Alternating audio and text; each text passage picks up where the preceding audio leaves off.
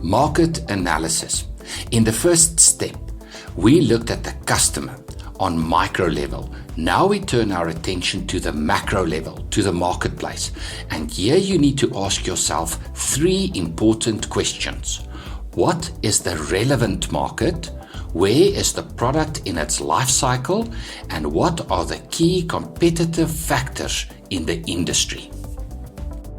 The relevant market is that part of the total market of customers that use your product, but limited to that part of the total market that you are able to access by way of your marketing strategy and able to serve effectively given the resources you have available for this purpose.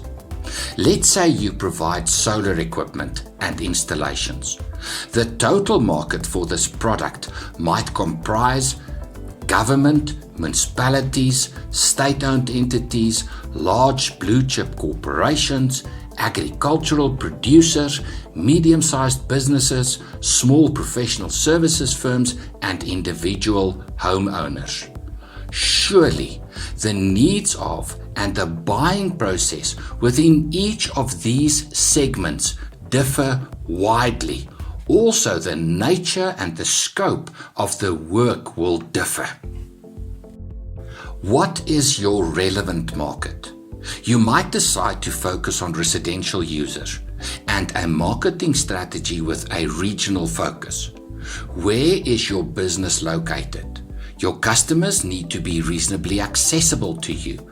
Are you going to focus on the total residential market, or will you target a specific segment?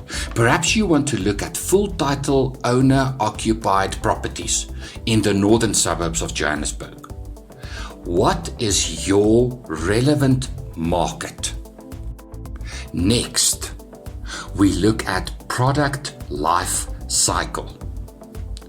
Where is your product in its life cycle?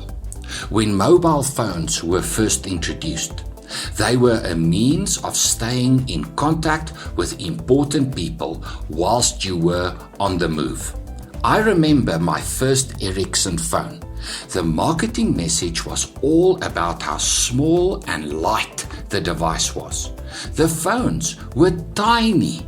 People were slow to adopt this new technology.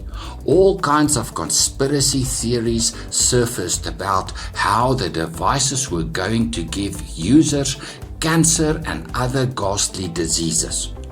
When a product is first introduced, the marketing strategy is all about creating awareness and educating people about the benefits of the product. As the market grew, manufacturers started to add features. I remember you could buy an extra large battery.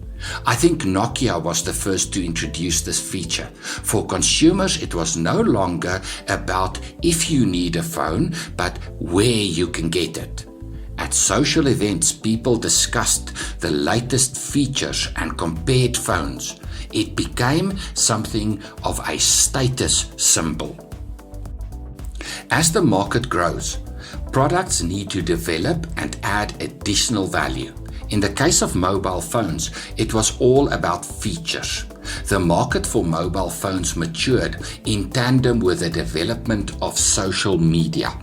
Today, people use their mobile phones to stay connected to social media. It's all about pictures and videos.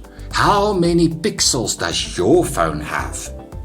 Today's smartphone is an interconnected camera that you can also use as a phone.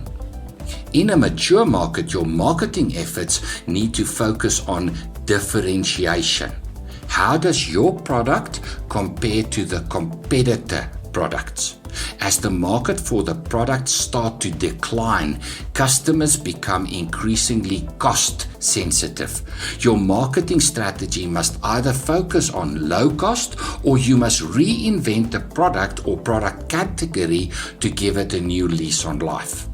Where is your product or service in the product life cycle? Next, We need to look at the key competitive factors in your specific industry or sector, which may include quality, price, advertising, research and development, and service. It's not a question of choosing only one of these competitive factors, but a successful marketing campaign likely focus on one key issue. Woolworths food retailers focus on quality and as a result demand higher prices for their quality groceries. Budget insurance focus on no-frills vehicle and household insurance at low premiums. Vodacom mobile services focus on mass advertisement to engage with prospective customers.